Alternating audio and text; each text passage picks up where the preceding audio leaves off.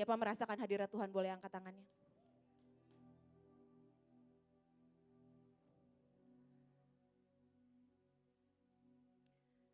Tetap dalam hadirat Tuhan, saudara. Saya berdoa Tuhan akan bawa kita lebih lagi hari ini. Amin.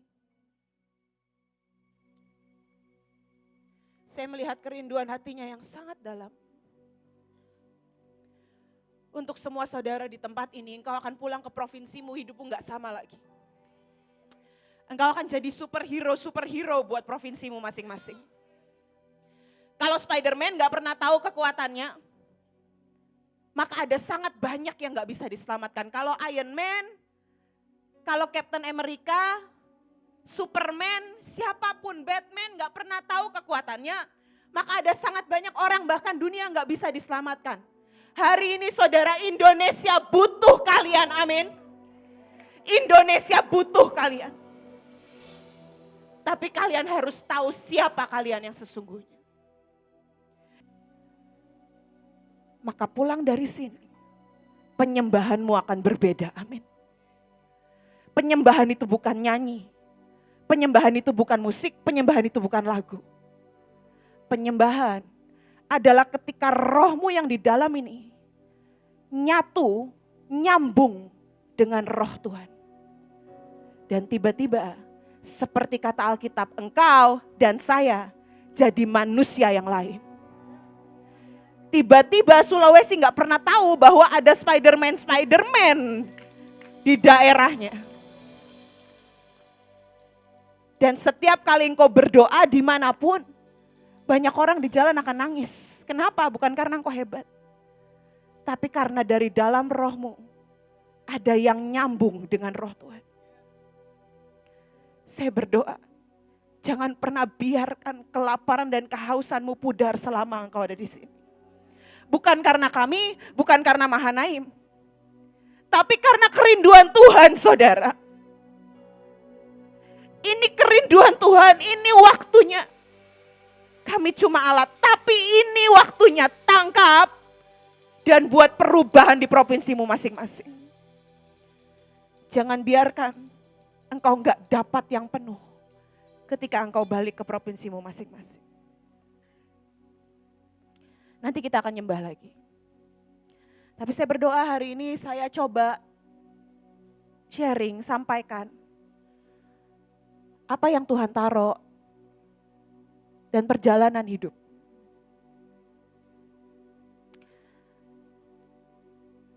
Tadi waktu saudara nyembah, saya lihat hati besar sekali. Tapi warnanya enggak merah, warnanya coklat kemerahan, marun sangat tua. Ya saudara bisa bayangin ya, marun sangat tua. Saya tanya Tuhan, Tuhan kenapa hatinya enggak merah? Dan Tuhan itu bilang begini. Ada banyak hati di tempat ini. Hati saudara, hati kita. Yang sudah tidak merah merekah di hadapan Tuhan. Ada banyak yang dunia tawarkan. Ada banyak kekecewaan, luka, sakit hati. Apapun itu bentuknya. Keletihan yang membuat warnanya itu terkontaminasi.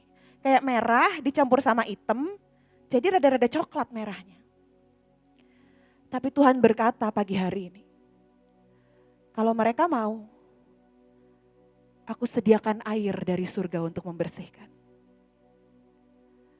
Kalau mereka mau. Saudara, satu hal selama nanti saya, Kak Erik akan sharing, dan kami berdoa Tuhan akan sungguh-sungguh bawa kita menyentuh surga. Tapi ada satu kunci yang gak bisa dielakkan tentang kerajaan surga.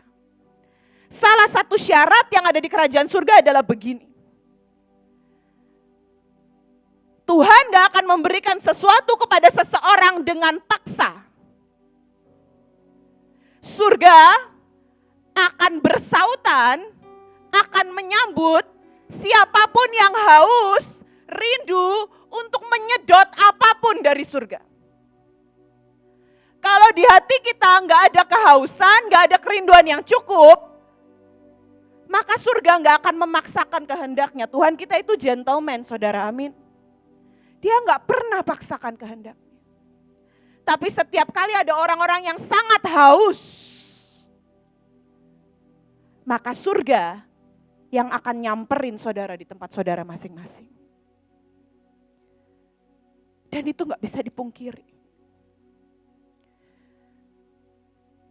Saya mengenal kehausan itu waktu saya kelas 9, umur 14 tahun. Gak ada A, gak ada B, saya lagi sekolah di jam istirahat. Tiba-tiba ada sesuatu yang goyang di hati saya. Dan hari itu saya tahu ada sebuah percakapan dengan Tuhan yang dinantikan. Hari itu saya belum kenal Tuhan, saya anak gereja baik-baik. Kadang-kadang ikut pelayanan, saya sudah dibaptis Roh Kudus. Tapi kalau mau jujur saya gak kenal Tuhan. Dan 14 tahun hari itu jam sekolah, jam istirahat. Tiba-tiba gak tahu kenapa saya cuma nanya begini, Tuhan itu sebenarnya siapa? Tiba-tiba ada sebuah kehausan yang kalau saya coba gambarkan maka seperti ini. Tiba-tiba saya gak cuma gini, oh Tuhan itu Bapa yang baik, enggak. Tiba-tiba dari hati saya ada sebuah pertanyaan yang butuh jawaban sangat. Dan saya bilang gini, dari dalam hati itu jam istirahat, teman-teman saya lagi main, teman-teman saya lagi makan. Dan saya juga gak lagi tiba-tiba berdoa berlutut gitu, enggak. Saya lagi di kerumunan bersama teman-teman saya, tapi saya gak dengerin mereka lagi ngobrol apa. Dan tiba-tiba di hati saya cuma ngomong begini, Tuhan, kalau Engkau nyata, aku mau rasakan seperti orang nyata pada umumnya. Kalau Engkau nyata aku bisa lihat Engkau Tuhan. Kalau Engkau nyata aku bisa dengar Engkau. Kalau Engkau nyata, aku bisa rasakan Engkau sentuh nih kulitku ini. Kalau Engkau nyata, aku bisa pegang tanganmu dan aku bisa jalan bareng Engkau.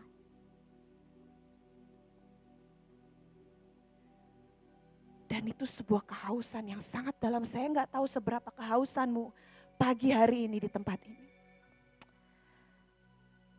Nanti sebelum terakhir kita akan sama-sama nyembah. Nantikan ya teman-teman, amin. Nantikan. Nantikan Tuhan, bukan nantikan kita. Nantikan Tuhan. Pupuk rasa hausmu itu. Dan semakin engkau haus. Saya bersaksi 3 tahun kemudian, saya mengejar Tuhan selama 3 tahun. Tapi saya percaya ini putaran terakhir. Ini masa percepatan, kau gak perlu kejar 3 tahun. Bahkan kairosnya ada di sini hari ini. Dulu zaman saya nggak ada nih penyembahan kayak begini. Waktu saya SMA, di Mahanaim belum ada penyembahan seperti ini. Walaupun sudah luar biasa dan saya berkali-kali ketemu Tuhan di Mahanaim. Tapi 3 tahun kemudian tiba-tiba saya lagi di kamar. Satu sosok pribadi supranatural itu mendatangi saya. Gak ada musik hari itu. Gak ada lagu, gak ada doa, gak ada berlutut. Gak ada siapapun tumpangan tangan seperti ini. Gak ada. Tapi hari itu ada satu suara yang cuma berkata, doa. Waktu saya samperin suara itu, saya sambut suara itu dan saya bilang, Tuhan, aku pengen ngobrol. Tiba-tiba ada satu sosok masuk kamar saya. Dan saya gak bisa pungkiri, sosok itu seperti awan yang melingkupi badan saya. Seluruhnya dari kepala sampai ke bawah. Dia pegang pundak saya. Dia peluk saya. Dan dia cerita panjang lebar. Dia ceritakan cintanya. Dia ceritakan kenapa saya diciptakan. Dia ceritakan kerinduannya. Dan itu kali pertama dalam hidup saya. Saya mendengar Tuhan yang nyata dengan sangat jelas. Jadi kalau hari ini ada orang bilang mana mungkin Tuhan bisa bicara. Kamu gak pernah tahu rasanya. Kamu harus alami sendiri. Kamu harus alami sendiri. Dan sejak hari itu setiap hari ada percakapan antara saya dengan Tuhan. Dan saya berdoa, engkau pulang dari sini, engkau akan punya percakapan setiap hari dengan Tuhan. Jangan ada yang lewat, jangan ada yang miss, amin. Dan itu hari yang saya gak pernah bisa lupa sampai hari ini. Setelah itu saya tetap ketemu Tuhan berkali-kali. Tapi itu pertemuan pertama kali seperti orang pacaran baru ketemu pertama kali. Dan engkau gak akan bisa lupa. Itu hari pertama saya ketemu sosok yang namanya cinta. Dulu saya pikir cinta itu perasaan. Cinta itu kalau orang jatuh cinta. Cinta itu kalau ibu sayang sama anaknya, anak sayang sama orang tuanya. Ternyata waktu saya ketemu sosok itu di kamar saya, tiba-tiba roh saya mengerti. Sosok ini namanya cinta. Dan setiap kali dia menyentuh hatimu, gak butuh waktu lama, sedetik aja dia sentuh hatimu. Maka tiba-tiba engkau jadi manusia lain dan engkau berkata, Tuhan aku gak peduli, aku harus letakkan apa dalam hidupku. Tapi aku akan hidup buat engkau sampai kapanpun. Dan aku gak mau kehilangan engkau, jangan pernah tinggalkan aku setitik pun dalam hidup ini. Dan itu engkau akan alami kalau engkau ketemu pribadi cinta, teman-teman. Saya berdoa, itu yang akan kau bawa pulang. Amin. Izinkan saya share beberapa hal sebelum nanti kita nyembah lagi. Boleh minta PPT-nya? Apakah jelas kelihatan dari belakang? Cukup jelas ya.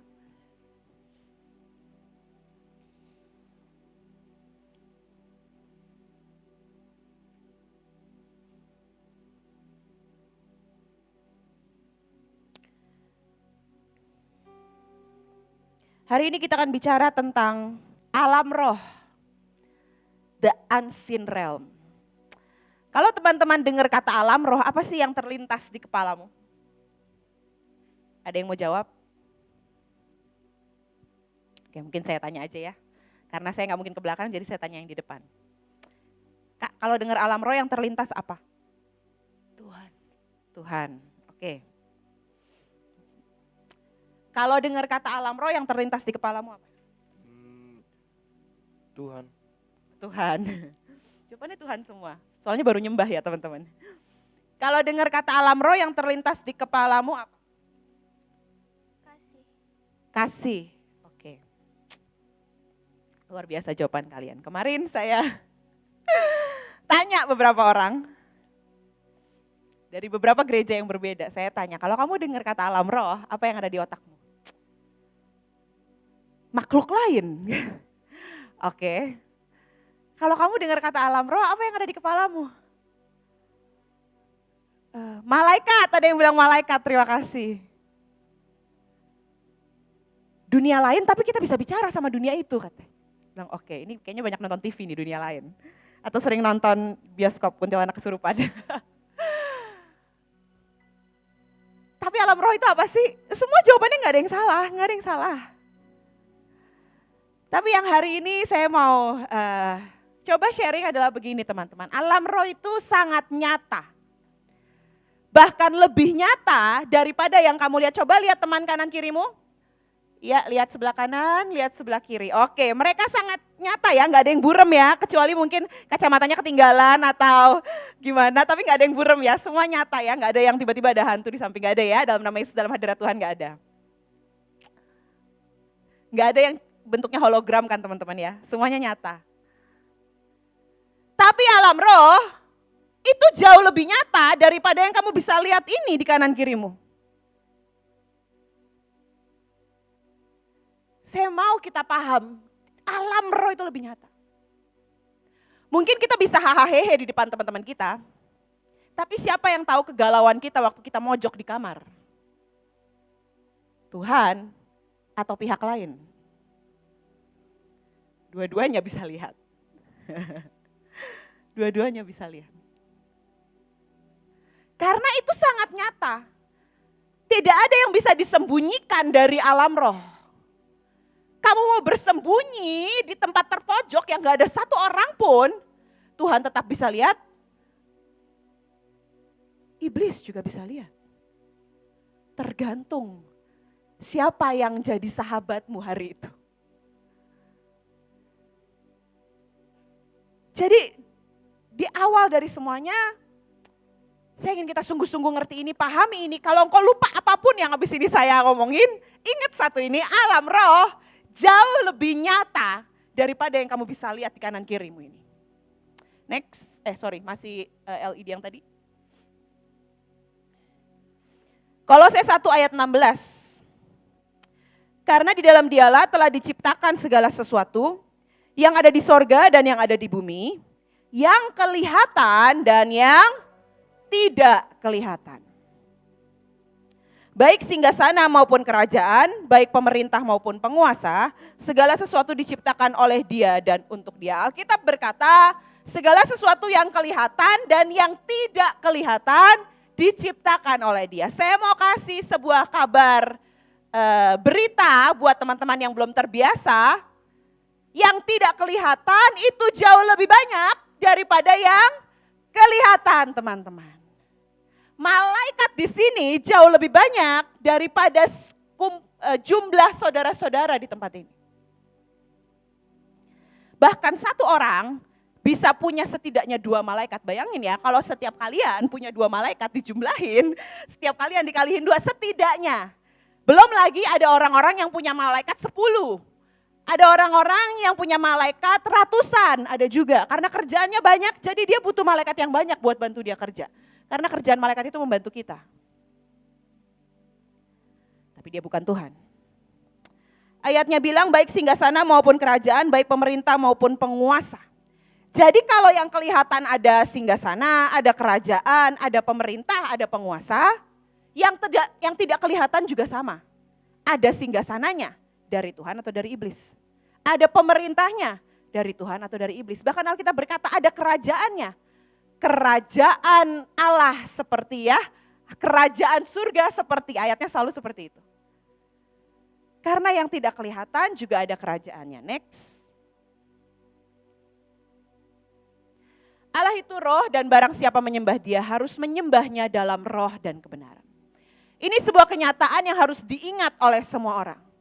Allah itu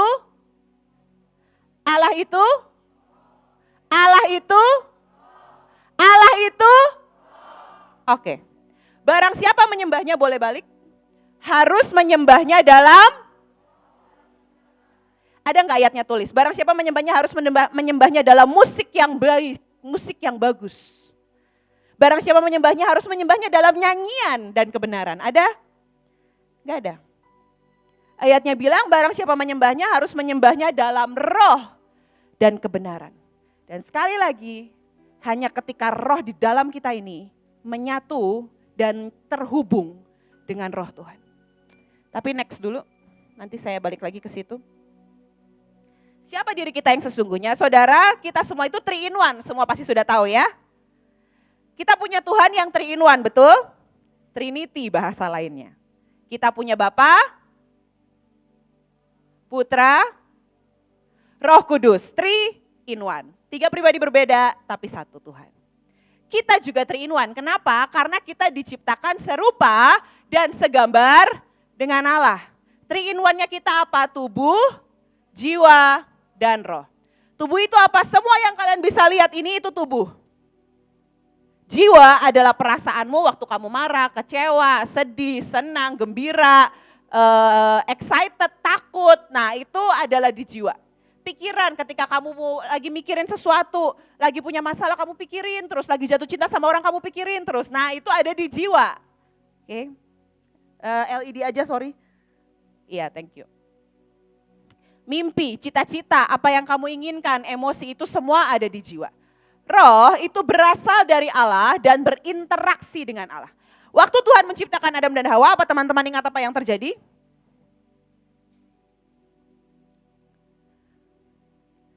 Saya lupa kejadian 1 apa kejadian 2 ya.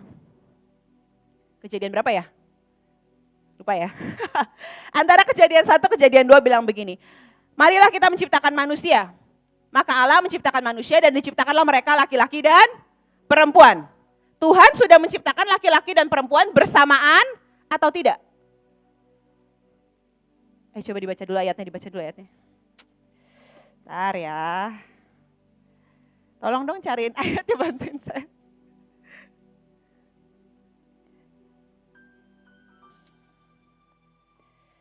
Kejadian, kalau yang udah dapat ayatnya boleh bantuin saya, Kejadian berapa? Oh, terima kasih. Kejadian 1 ayat 26. Oke, boleh dibuka teman-teman, Kejadian 1 ayat 26. Oh, 27. 27. Enggak apa-apa, 26 dan 27 aja kita baca, yuk. Semua sudah dapat atau bisa lihat di atas ya? Kelihatan LED-nya? Oke, boleh baca sama-sama. 1, 2, 3.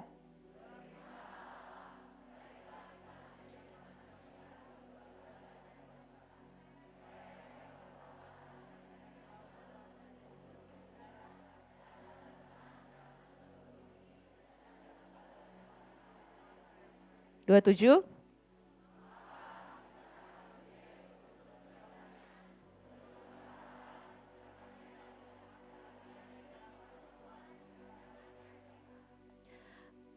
Maka Allah menciptakan manusia itu menurut gambarnya, menurut gambar Allah diciptakannya dia. Laki-laki dan perempuan diciptakannya mereka. Diciptakannya bersamaan atau tidak? Kita baca lagi yuk. 27. Maka Allah menciptakan manusia itu menurut gambarnya, menurut gambar Allah diciptakannya dia. Laki-laki dan perempuan diciptakannya mereka. Diciptakannya bersamaan atau tidak? Bersamaan. Ayatnya bilang diciptakanlah mereka. Kalau nggak bersamaan, Alkitab akan bilang, maka Allah menciptakan laki-laki dulu, setelah itu Allah menciptakan perempuan. Tapi kan nggak dibilang gitu ya. Maka Allah menciptakan laki-laki dan perempuan, diciptakanlah mereka. Lalu di ayat-ayat berikutnya, maka teman-teman akan membaca bahwa Allah mengambil debu tanah dan membentuk manusia dan menamainya Adam. Kenyataannya yang jadi tubuh duluan siapa? Tapi Hawa sudah diciptakan belum? Sudah.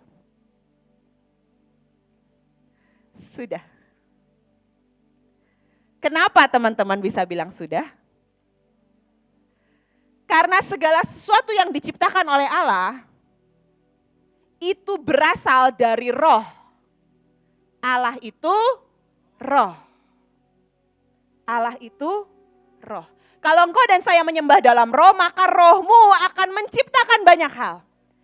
Waktu engkau menyembah dengan ajaib di kotamu masing-masing, engkau sedang menciptakan kesembuhan di Sumatera. Engkau sedang menciptakan kesembuhan di Jawa. Engkau sedang menciptakan kesembuhan di Maluku. Karena yang diciptakan itu berasal dari roh. Ayatnya yang lain berkata, roh menjadi daging. Jadi sebelum kalian dan saya lahir ke dunia ini, engkau sudah diciptakan di surga.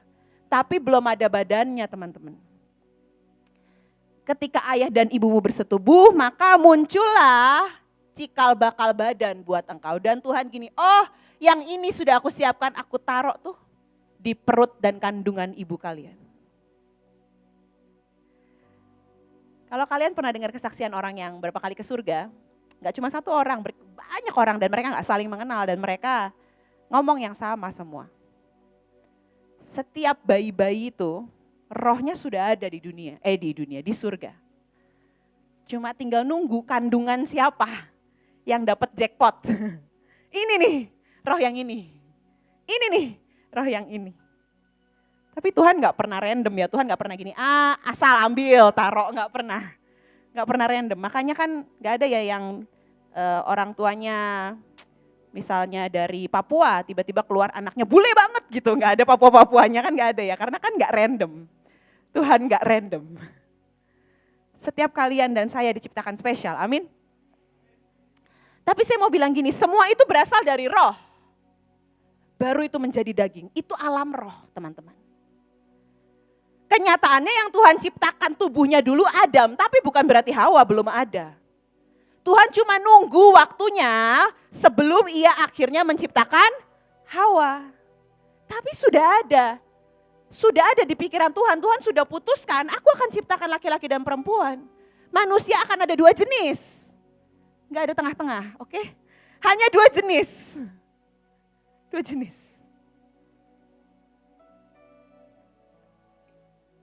Next, slide berikutnya.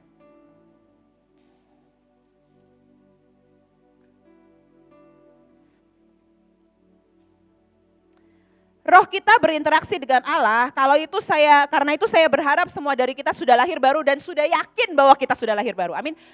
Siapa di sini? Belum, pertanyaan saya belum. Gak apa-apa ya, ini gak ada jawaban salah atau benar ya, jadi gak bakal dihukum kalau belum. Siapa di sini belum yakin dia sudah lahir baru? Boleh angkat tangan. Yang belum yakin aja gak apa-apa. Oke, boleh di sana ada 1, 2, ada lagi? Oke, habis ini kita akan doa bareng-bareng. Yang kedua saya mau tanya, siapa di sini belum pernah dibaptis Roh Kudus? Boleh angkat tangan? Yang belum pernah? Oke, terima kasih. Terima kasih. Oke, sebelum kita doa sama-sama, LED-nya. Kenapa kita harus lahir baru? Teman-teman, kalau nanti teman-teman di rumah, teman-teman bisa baca sendiri. Tapi kita nggak akan baca hari ini, nanti kelamaan. Karena kita semua akan menyambut surga, oke, amin. Kenapa kita harus lahir baru? Karena kalau teman-teman baca di Yohanes 3:4, maka teman-teman akan membaca cerita percakapan Yesus dengan seorang ahli yang bernama Nikodemus.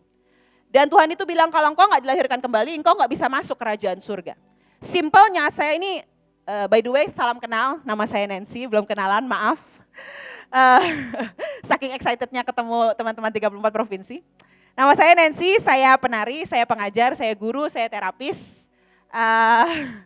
Saya sehari-hari saya multitasking karena melakukan beberapa hal yang berbeda, tapi saya punya sekolah buat anak-anak kebutuhan khusus. Intinya saya selalu ngomong sama murid-murid saya gini, kenapa kamu harus lahir baru? Yang simpel aja jawabannya adalah begini, kalau kamu dan saya nggak lahir baru, maka kamu dan saya nggak punya tiket masuk kerajaan surga. Gimana punya rumah di surga kalau tiket aja nggak bisa masuk gitu ya. Gimana mau nikmatin surga kalau tiketnya nanti, kalau teman-teman masuk surga ya, teman-teman itu akan lewat loket. Penjaganya adalah para malaikat, Yesus dan lain sebagainya ya. Orang-orang kudus, biasanya sih Yesus nggak di pintu masuk sih, Yesus mah di pintu dalam. Tapi penjaganya biasanya orang-orang kudus dan para malaikat. Lalu kamu akan ngantri, tanya, kamu siapa?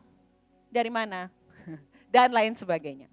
Kalau di dalam hidupmu itu kamu sudah lahir baru, dan kalau di surga itu gak ada yang tersembunyi, sama di alam roh itu gak ada yang tersembunyi. Kalau hadirat Tuhan begitu ajaib, siapa di sini dari SOE, ada yang dari NTT? Oh luar biasa, oke. Saya dengar kesaksian, saya harap kalian juga tahu ya, tentang lawatan yang terjadi di SOE. Hari itu kenapa lawatan dengan luar biasa terjadi di SOE sekian tahun yang lalu? Karena gak ada orang bisa bohong di SOE. Begitu satu orang lihat orang lain, maka semua dosanya terbaca. Kemarin dia habis bohong, kemarin dia habis marahin bapaknya, kemarin dia habis mencuri. Nah itu ketahuan semua, sehingga gak ada orang berani buat dosa. Karena buat dosa dikit, kanan kiri langsung tahu, lo habis ngapain tadi. Dan di surga itu gak ada yang tersembunyi seperti itu. Waktu kamu ngantri dan penjaga-penjaga lihat kamu, maka dia akan lihat, oh ini orang sudah punya tiket, silakan masuk. Kalau teman-teman pernah tahu penginjil besar namanya Billy Graham, dia baru meninggal tahun lalu. Siapa di sini pernah dengar nama Billy Graham? Oke, nggak banyak ya. Billy Graham adalah penginjil yang luar biasa. Di seumur hidupnya dia bawa jutaan jiwa kepada Yesus. Waktu dia meninggal di usia 99 tahun, angkanya aja bagus banget ya meninggalnya. Dan banyak orang dapat penglihatan, dapat mimpi. Billy Graham itu disambut sama malaikat, sama orang kudus. Dan semua jiwa-jiwa yang pernah dengar Injil dia dan ketemu Yesus karena Injil dia, dan mereka sudah pulang duluan ke surga. Billy Graham itu disambut dengan tepuk tangan begini. Dan dia itu gak perlu gini ngantri, oh ya tiketnya mana gak usah. Karena langsung surga udah, wih dia udah mau nyampe nih ke surga, ayo kita sambut. Kenapa? Karena dia luar biasa buat kerajaan surga. Siapa mau seperti itu? Saya juga. Amin. Mari pulang ke provinsimu dan jadi manusia lain. Amin. Oke. Kenapa kita harus lahir baru? Kalau enggak kita enggak punya tiket kerajaan surga. Juga karena kalau tidak, LED, kita tidak sadar bahwa kita ini diciptakan untuk berhubungan dengan roh Allah dan roh Allah tidak tinggal di dalam kita. Ketika manusia jatuh dalam dosa, maka dosa itu merusak hubungan antara Tuhan dan manusia. Waktu kalian dan saya lahir baru, maka jembatan itu terhubung kembali. Sehingga tiba-tiba kamu dengerin khotbah, kamu ngerti. Kalau kamu gak lahir baru, kamu dengerin khotbah, kamu ngantuk. Karena kamu gak ngerti itu apa, bahasa apa sih itu. Bukan masalah bahasanya, tapi masalah rohmu dan roh Tuhan yang belum terkoneksi. Kalau kamu lapar dan haus, kamu dengerin khotbah gak cuma ngerti perkataan saya atau perkataan Kak Erik. Tapi tiba-tiba sambil kamu duduk, Tuhan itu akan cerita ke kamu. Nah itu yang paling asik teman-teman. Saya berkali-kali seperti itu, kalau Tuhan lagi kayak gitu saya suka banget. Jadi orangnya lagi khotbah, saya dengerin satu kalimat, Tuhan cerita panjang lebar, wah itu asik banget. Siapa yang mau? Oke, nantikan dan rindukan Tuhan. Ya teman-teman. Oke sekarang sebelum saya lanjut, siapa tadi yang belum yakin dia lahir baru, boleh kita sama-sama berdoa? Yang tadi belum yakin, gak apa-apa, gak usah lihat kanan kiri, ini urusanmu dengan Tuhan. Boleh kamu taruh tanganmu di hatimu, seperti ini. Semuanya tutup mata, gak ada yang lihat kanan kiri, kita akan sama-sama dukung teman kita yang belum yakin mereka lahir baru. Taruh tanganmu di dada, dan ikuti doa saya. Tuhan Yesus, saya percaya Engkau telah mati buat saya, dan telah dibangkitkan kembali. Saya minta ampun Tuhan, buat setiap perkataan, perbuatan dan pikiran saya yang menyakiti hati Tuhan. Mulai hari ini Tuhan, mari masuk dalam hidup saya. Jadi Bapa, jadi Raja, jadi Tuan, jadi sahabat terbaik dalam hidup saya. Mulai hari ini, hidup saya berubah. Dan Engkau boleh lakukan apapun dalam hidup saya. Asal jangan pernah keluarkan saya dari hadirat-Mu. Di dalam nama Yesus, saya percaya, sebab itu saya berkata. Amin. Terima kasih. Lanjut. Sesimpel itu lahir baru, iya. Tapi nanti kamu ngalamin sendiri di rumah ya, di tempat kalian masing-masing. Apa yang Tuhan lakukan. Kita ini hidup di dunia roh, Roma 8 ayat 9, tetapi kamu tidak hidup dalam daging, melainkan dalam roh. Tetapi jika orang tidak memiliki Kristus, roh Kristus, ia bukan milik Kristus. Saya mau baca dari terjemahan bahasa Inggrisnya NIV, lebih jelas lagi. Ayatnya berkata, you however are not in the realm of the flesh, but are in the realm of the spirit. Terjemahannya seperti ini. Tetapi kamu bukan orang-orang yang hidup di alam daging.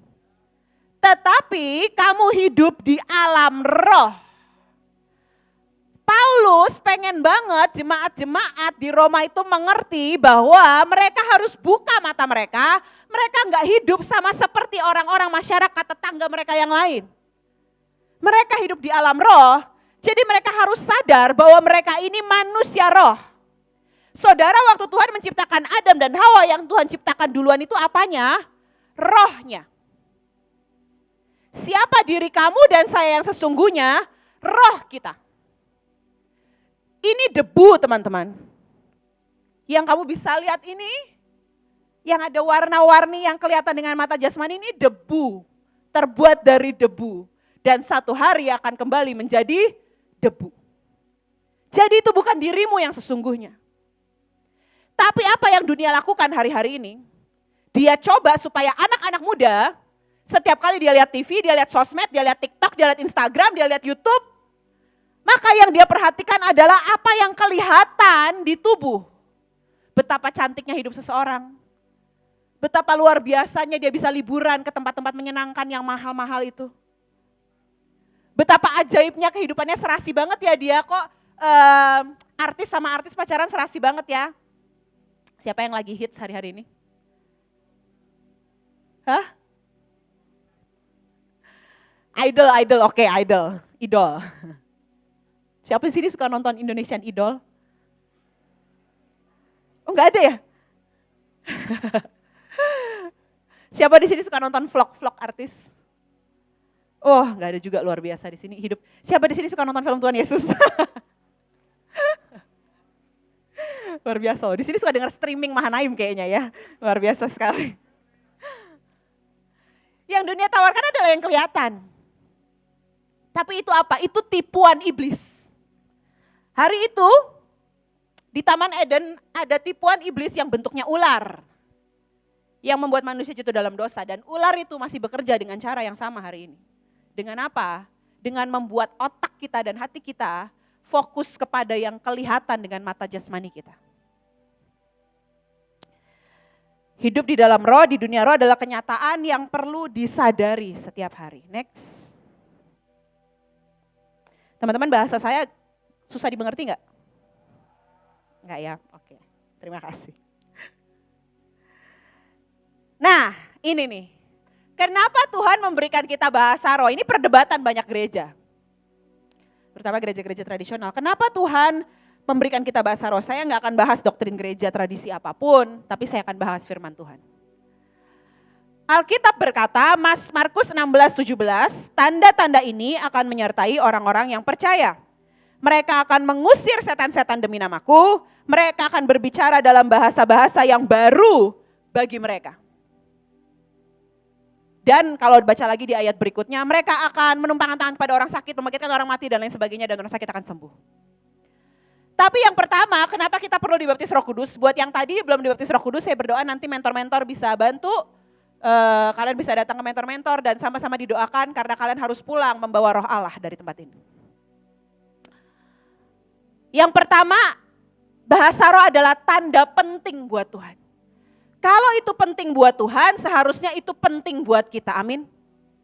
Karena itu penting buat Tuhan. Tapi saya mau baca nih di kalimat yang sebelumnya. Tanda-tanda ini menyertai orang percaya. Mereka akan, yang pertama apa?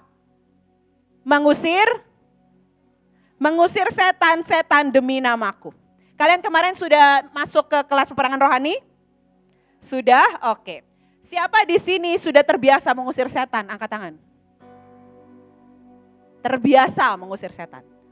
Oke, masih angkat tangan yang tinggi dong, bangga gitu terbiasa mengusir setan. Siapa yang terbiasa mengusir setan? Angkat tangan, jangan setengah tiang. Kalau setengah tiang tuh kadang iya kadang enggak gitu berarti ya. Oke, belum semuanya ya, belum semuanya.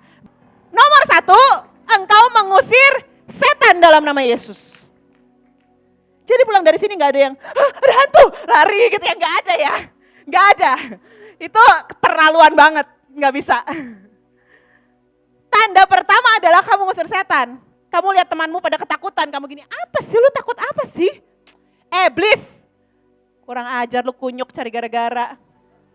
Malaikat, ambil api, bakar. Dalam nama Yesus, buang ke jurang alam maut. Gue potong-potong sampai 1000 potongan. Kalau sama iblis tuh kejam gitu loh. Tapi sama saudara jangan kejam ya. Karena banyak anak muda tuh suka isengnya tuh keterlaluan sama temennya. Tapi sama iblis tuh bergeridik gitu. Aduh Tuhan Yesus. Habis ini semua pulang. Semua terbiasa mengusir setan, amin. Siapa di sini umur 10 tahun ada? 12? Oh ada 10 tahun. 10 tahun ada ya? Oke, 12? Oke, yang 10 tahun, 12, 6 tahun ada 6 tahun? Siapa tahu ikut mamahnya gitu? Oh enggak ada, oke. 9 tahun? Oke, paling kecil 10 tahun ya. Yang 10 tahun ke atas, enggak ada yang lari-lari gemeter-gemeter ya mulai hari ini. Apalagi kalau kalian pergi ke daerah, saya tahu apalagi kalau kalian tinggal di pedalaman pelosok, maka iblisnya nyebelin banget ya.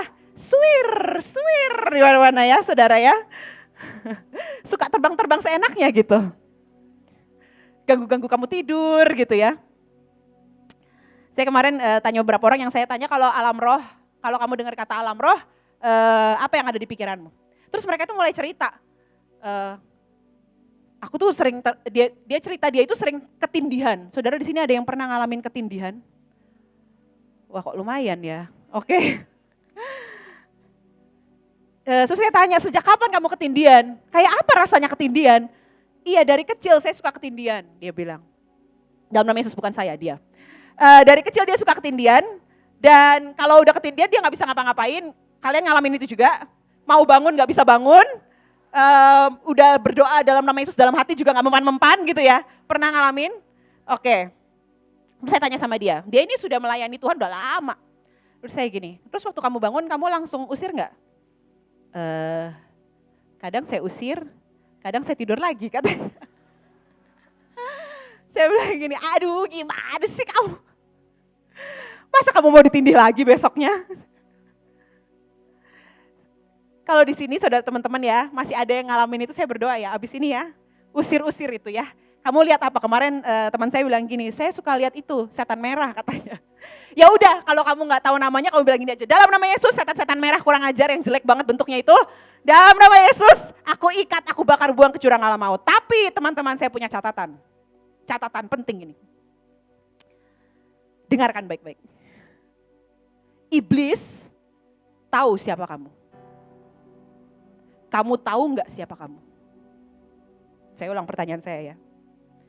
Kalau Tuhan udah pasti tahu siapa kamu. Iblis tahu siapa kamu.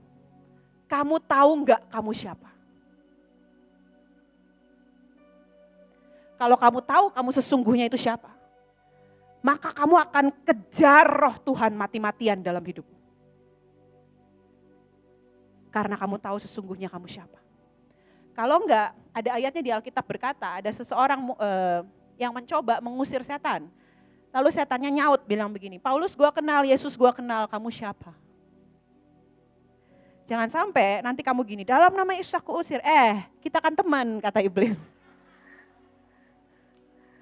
Semua roh perzinahan aku usir, kita kan teman, kemarin lu habis ngapain?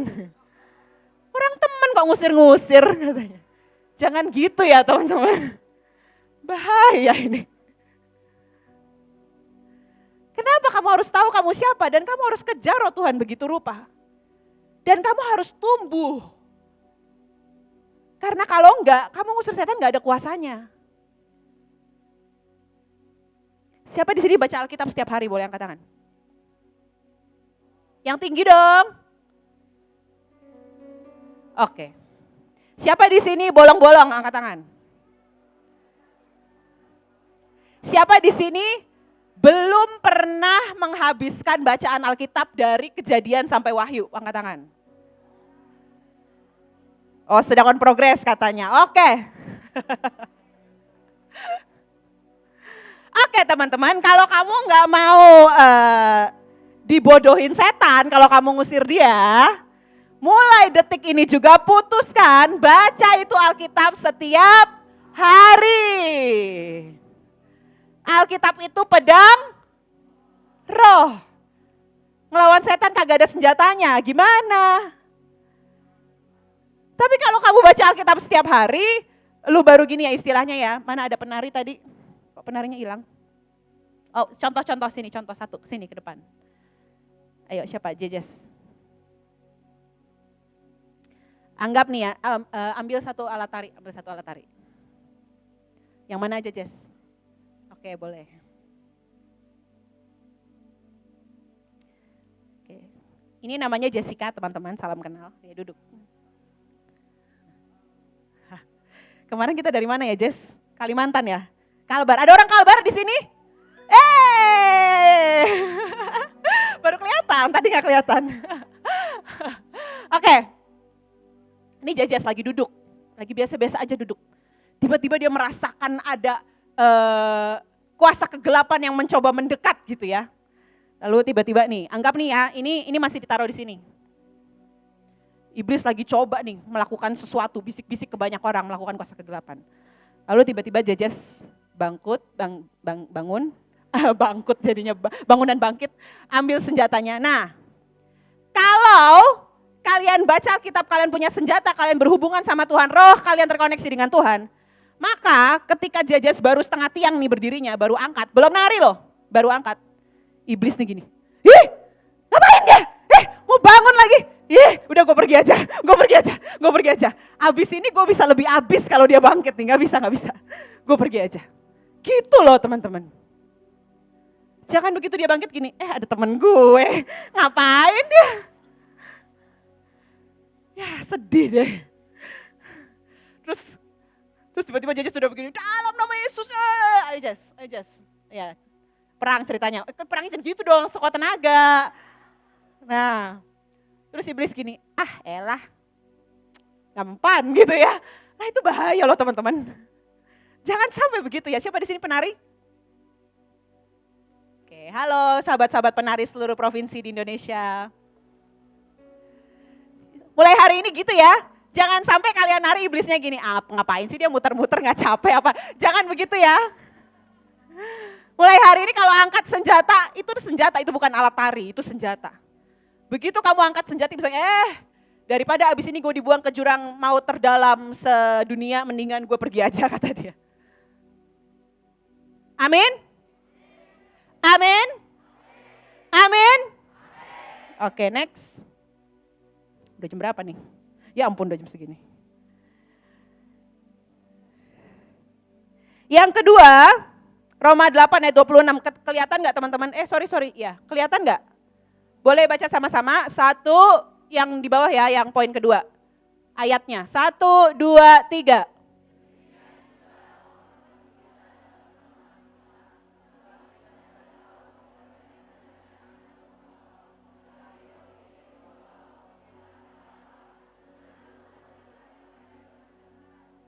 Yang pertama itu tanda penting buat Tuhan. Yang kedua,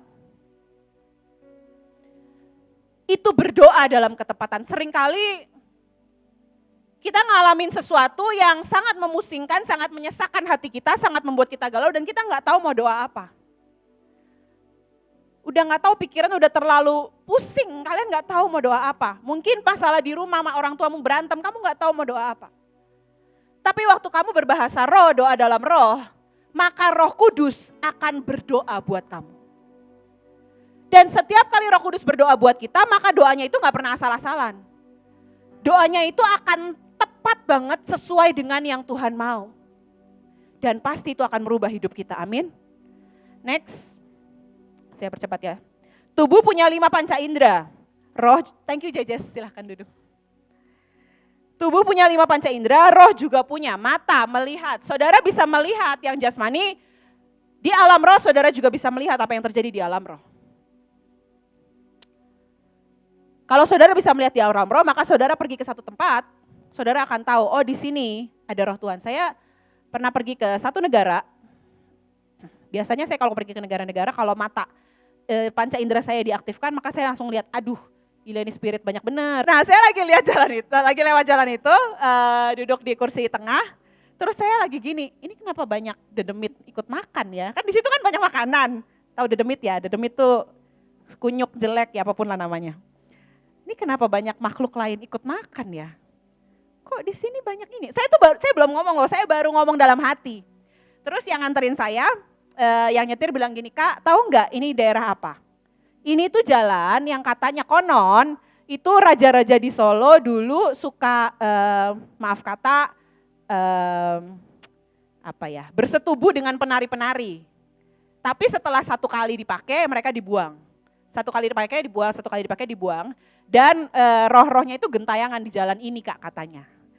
Terus gue gini, gue baru dalam hati bilang begini, kenapa ini banyak makhluk lain yang ikut makan ya saya bilang. Kalau kalian mata rohmu terbuka, maka kamu bisa lihat jauh lebih dari yang orang lain gak bisa lihat. Tapi buat apa? Bukan cuma buat, oh ya lihat-lihat bagus. Enggak. Ya enggak begitulah. Bisa Tuhan suruh perangi, bisa Tuhan suruh doakan, bisa Tuhan suruh sampaikan kepada seseorang. Itu dari pihak iblis, dari pihak Tuhan juga sama. Kalau kamu mata rohmu terbuka, kamu lihat orang, kamu tahu, ini orang ajaib nih di mata Tuhan. Mungkin dia cuma anak SD, tapi manusia rohnya 4 meter keren banget. Kalau mata rohmu terbuka, Tuhan Yesus. Kalau mata rohmu terbuka, kamu bisa lihat. Yang kedua telinga. Telinga kita bisa mendengar suara saya, suara teman-teman sampingmu, mendengar suara musik. Telinga rohanimu juga bisa mendengar suara Tuhan. Siapa di sini sudah mendengar suara Tuhan? Boleh angkat tangan? Siapa belum yakin dengar suara Tuhan? Boleh angkat tangan? Oke, dalam nama Yesus bukakan telinga rohani kita semua. Oke, ada hidung mencium, sentuh peraba, lidah mengecap. Kalau kita berkata kecaplah dan lihatlah betapa baiknya Tuhan itu. Saya mau bahas 2 aja. Melihat, kita bisa minta Tuhan buka mata roh kita yang sebenarnya. Oke, saya mau jelasin aja lewat video. Mana Kenis? Videonya yang, sebentar.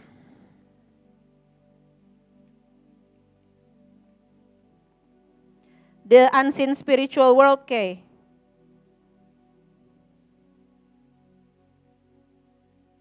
Yang judulnya The Unseen Spiritual World. Bukan yang ini.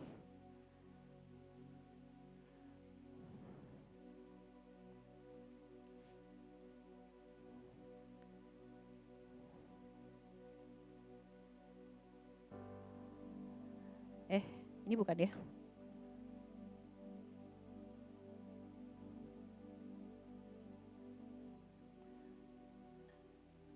Oke, nggak apa-apa. Oke, ini aja.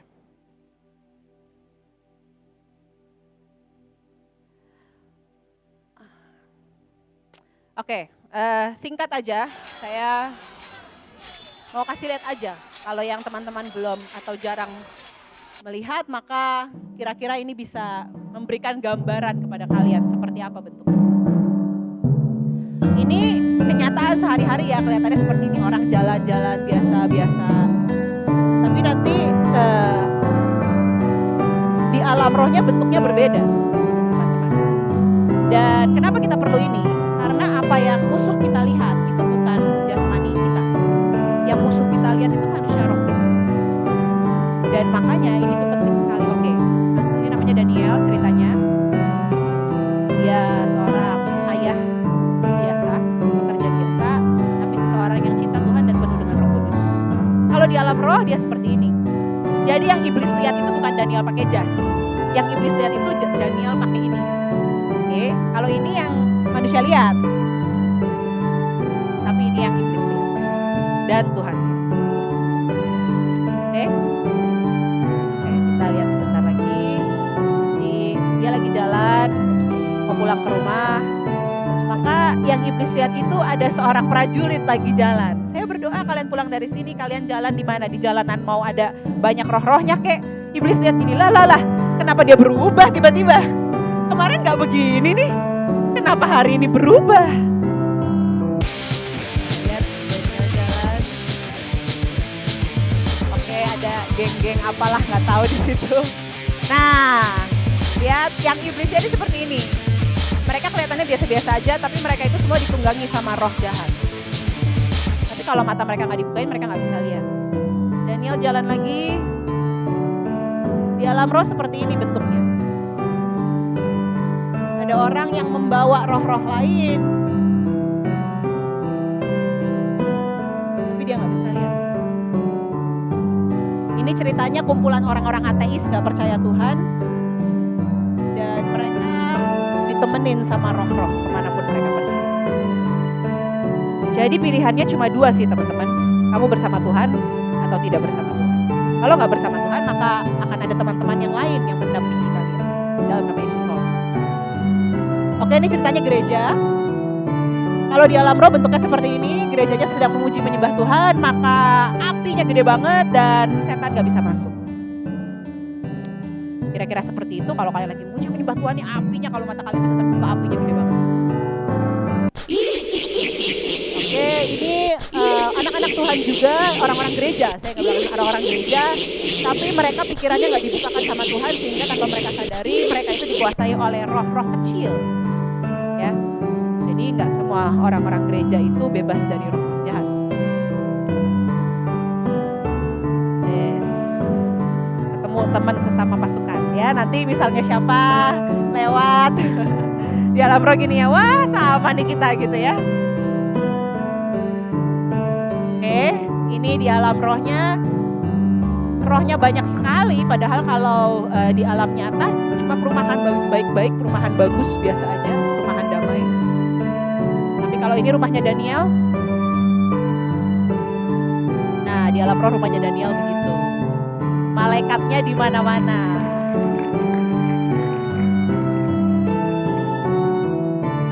Terus apinya banyak juga. Karena mereka sering memuji menyembah Tuhan. Dan hidup mereka penuh dengan api. Tuhan. Oke, stop, oke. Terima kasih. Masih panjang, nanti kita kelamaan. Apa yang sebenarnya terjadi di alam roh, itu yang terjadi di alam roh.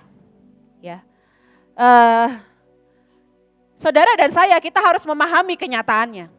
Yang di alam roh jauh lebih nyata daripada yang di alam daging. Mulai hari ini saya berdoa, setidaknya yang paling penting adalah, saya minta slide berikutnya. Next.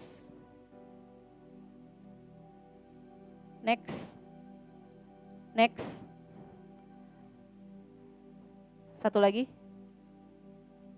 Oke. Yang paling penting adalah Yohanes 10 ayat 27 berkata, domba-dombaku mendengarkan suaraku. Saya berdoa, gak ada satupun dari kita yang pulang dari tempat ini gak bisa dengar suara Tuhan.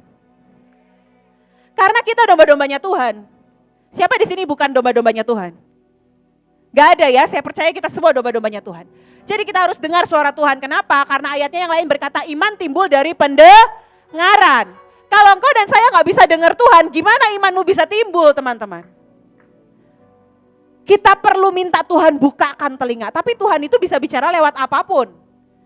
Yang saya maksud di sini bukan dengar suara seperti ini ya, di telingamu audible. Yang saya maksud mendengar suara Tuhan adalah setiap kali Tuhan berbicara, maka engkau dan saya langsung ngerti. Oh, ini Tuhan lagi bicara.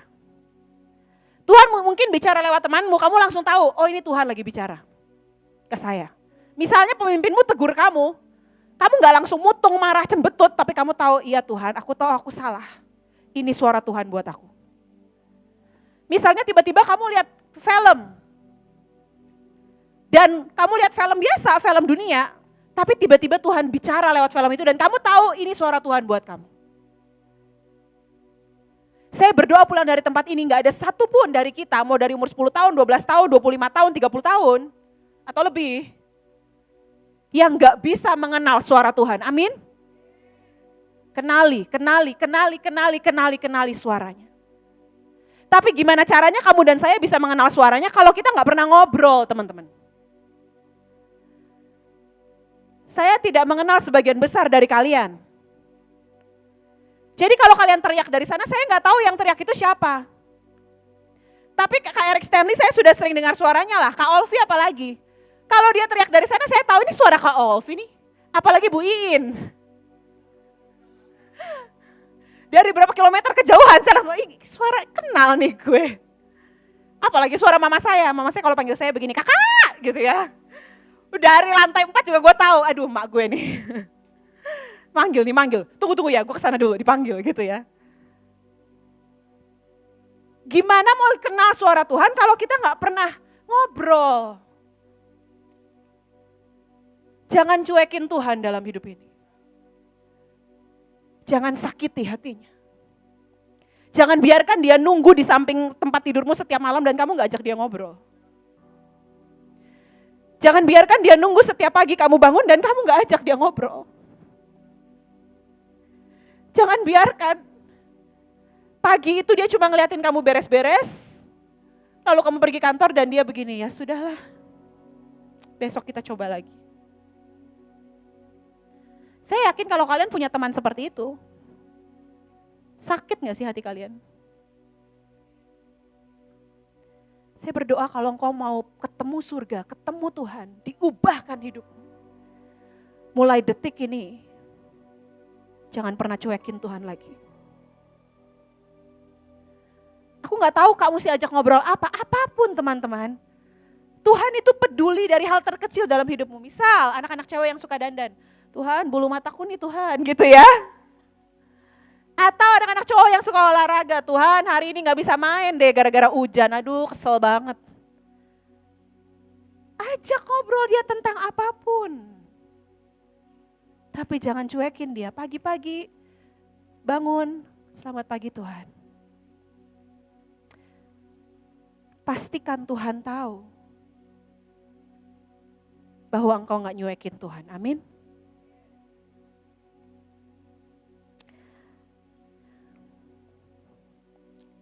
Next slide. Saya yang limitless.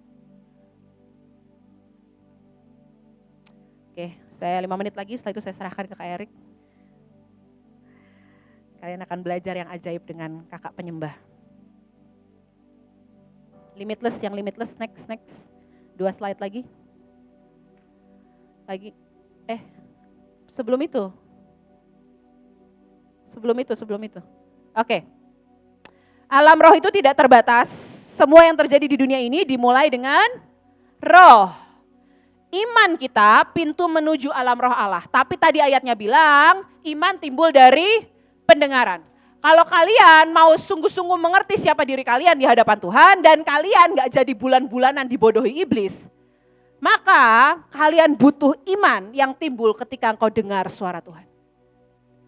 Waktu engkau dengar suara Tuhan, engkau mengenali suaranya, iman itu tumbuh. Dan kamu jadi manusia roh yang ajaib seperti di film tadi.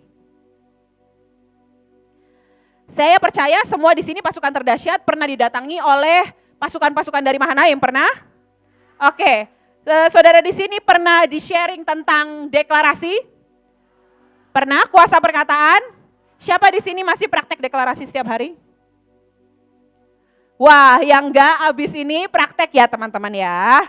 Kenapa? Karena iman timbul dari pendengaran. Kalau belum bisa dengar suara Tuhan, setidaknya kamu bisa dengar suaramu sendiri kencang-kencang.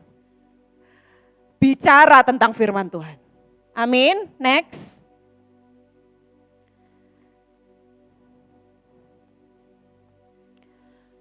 Yang kedua, gimana caranya untuk kita hidup sungguh-sungguh di alam roh mengalahkan setiap kuasa kegelapan. Dan nyambung dengan Tuhan. Kita perlu tumbuh teman-teman. Engkau dan saya perlu alami Tuhan sendiri. Lalu yang berikutnya saya gak bisa bahas panjang, tapi saya berdoa setelah ini mungkin di pemuritan kalian masing-masing, kalian akan bisa bahas ini atau kalian bisa tanya mentor-mentor yang lain. Kita perlu karunia membedakan roh. Apalagi kalau kalian berasal dari keluarga yang sudah terbiasa bermain dengan kuasa kegelapan. Kalian berasal dari keluarga yang terbiasa bermain okultisme, sihir, atau di daerah kalian gampang banget tuh lihat orang terbang. Saya punya teman waktu kecil, temannya bisa berubah jadi siluman serigala, aduh serem banget. Tapi dia sudah terbiasa dengan itu. Kalau kalian terbiasa dengan itu, kalian perlu minta Tuhan karunia membedakan roh. Kenapa? Karena akan ada satu waktu dalam perjalananmu, suara iblis itu seperti suara Tuhan. Kalau kamu gak bisa bedain, maka kamu akan mengikut suara itu padahal itu bukan dari Tuhan. Gimana cara bedainnya? Itu butuh perjalanan dengan Tuhan. Yang pertama perlu belajar dulu kenali suara Tuhan. Gak bisa pasti bedain kalau gak pernah kenali suara Tuhan. Ya. Lalu kita perlu dimuridkan, saya berdoa di sini semua dimuridkan dan akan tetap dimuridkan sampai kalian ke provinsi. Kalian akan tetap dimuridkan. Tunduk pada pemimpin, jangan ada roh pemberontakan di antara kita. Jangan ada roh songong, roh ngesok di antara kita. Jangan ada roh maunya sendiri. Karena kalau begitu engkau tidak tunduk pada pemimpin, iblis langsung mendekatimu dan berkata, hai temanku, hai kawanku. Karena itu ciri-ciri iblis. Yang paling penting adalah sampai kita mengenali hati Tuhan. Ya, mungkin di next hari kalian akan kenali lebih lagi. Nah, sebelum saya kasih ke Kak Erik, yang ketiga, bagaimana kita bisa hidup sungguh-sungguh mengenal siapa diri kita yang sesungguhnya dalam roh. Biasakan dirimu direndam di hadirat Tuhan. Menyembah itu bukan bernyanyi sekali lagi. Menyembah bukan lagu, menyembah bukan masalah musiknya. Tapi apakah setiap kali kamu nyanyi, kamu gak cuma ngomong kata-kata. Tapi kamu sedang bicara dengan Tuhan setiap kali kamu menyanyi. Setiap kali kamu berkata, ku kagum hormat akan Engkau. Maka kamu sedang melihat wajah Tuhan di depanmu. Kayak orang jatuh cinta, dia akan pandangi ceweknya atau cowoknya sambil nyanyi. Kau Allah yang layak dipuji, ku kagum akan Engkau. Setiap kali engkau menaikkan lagu pujian dan penyembahan, biasakan perlakukan seperti Tuhan ada di depanmu. Dan bicara dengan dia teman-teman. Bicara. Lagu apapun kamu bisa bicara. Itu adalah awal dari penyembahan di roh. Saya berdoa selama kalian di tempat ini kalian akan belajar bedanya penyembahan di roh dengan penyembahan di jiwa karena itu berbeda.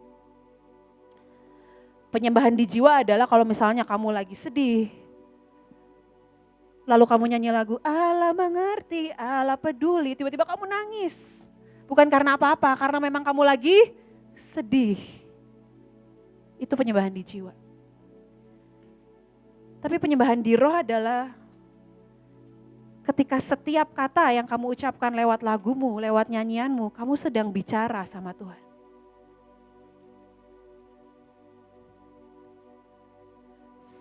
Setiap kali kamu bicara, Tuhan, Kau kusembah. Maka Engkau sedang bicara dengan pribadi itu. Seolah-olah Engkau pengen berkata, Tuhan, aku pengen Engkau tahu aku sangat ingin menyembah-Mu. Dan sebuah kehormatan kalau aku bisa menyembah-Mu Tuhan. Terima kasih buat kesempatan.